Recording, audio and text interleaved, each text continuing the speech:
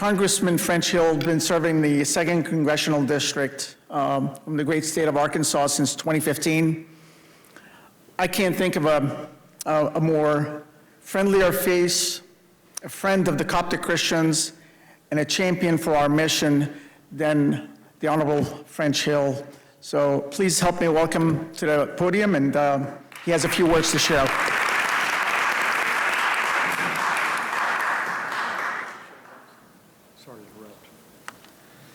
I hate to be the person who interrupts somebody who's on a roll.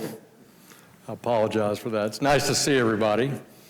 Greetings from Little Rock and from St. George's Coptic Church in Little Rock, which is a plant of the Coptic Church from Memphis. And we're so glad to have our Coptic community in Little Rock that's grown to where they have a church of their own. It's really a delightful new part of our group in Little Rock, and it's such a great group of parishioners there.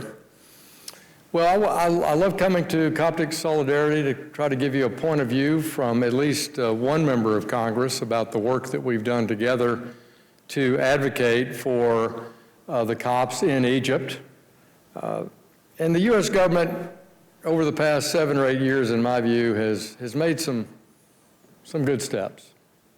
But we've got to continue to professionally and effectively press the government in Cairo for continued success and more assurances of safety, which is one of the most big concerns for me.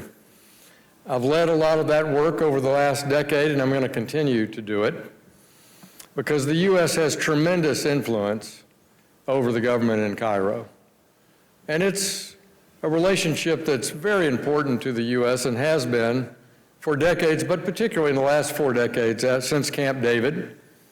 And with the crisis that we have in the Middle East today, we need Egypt and the U.S. very much on the same page.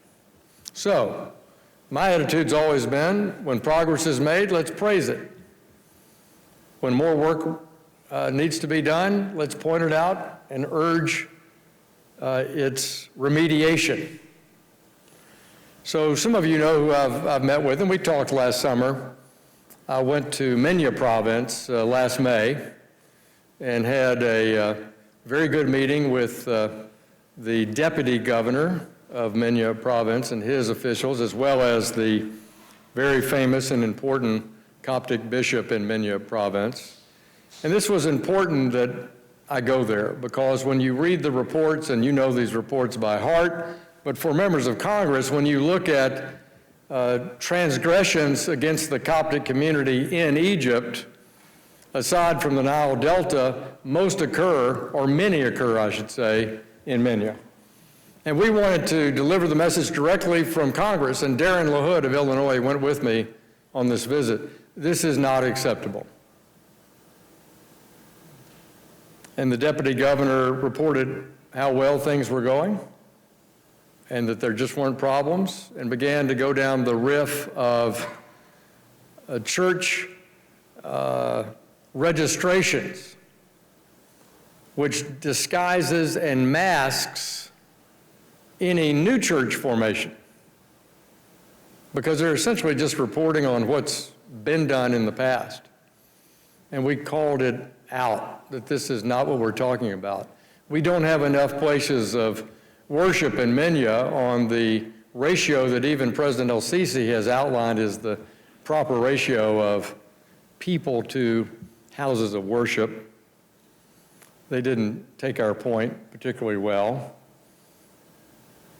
The deputy governor also argued that, well, there is no prejudice against Copts here in Minya.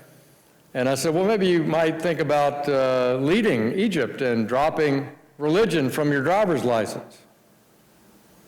That wasn't met with a particularly enthusiastic response. And then finally, we were told, and it was so good to do the meeting with the deputy governor first before we went to see His Excellency the Bishop, because the next point was, everything's working fine, families are well taken care of, and complaints are judiciously dealt with.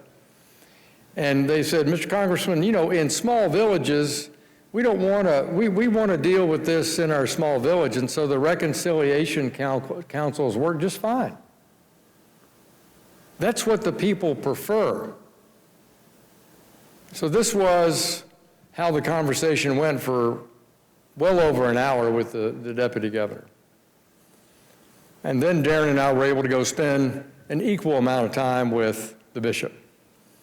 And we had a marvelous time. What a brilliant Renaissance, erudite, well-read, extraordinary person he is. And we found that effectively those things are not true from the point of view of a honorable priest trying to deliver faith and consultation to the people.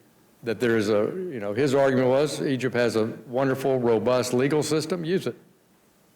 Use it. So I think that's something we need to continue to advocate for. Each of the 3 points I made to the deputy governor remain issues that we have to, I think, continue to press. So just 2 months after I was in Minya, of course, the Commission for International Religious Freedom was there doing their assessment visit. And they concluded, like some of you have concluded, and like I believe, that Egypt has continued to demonstrate that they're interested in making improvements on promoting religious tolerance. But I don't see it evenly accomplished. Because if you don't punish a perpetrator using the judicial system, then I don't think we'll ever break the cycle. So President El-Sisi has been an ecumenical, forward-leaning leader of the country on this topic. Let's work to change curriculum. Let's work to change attitudes.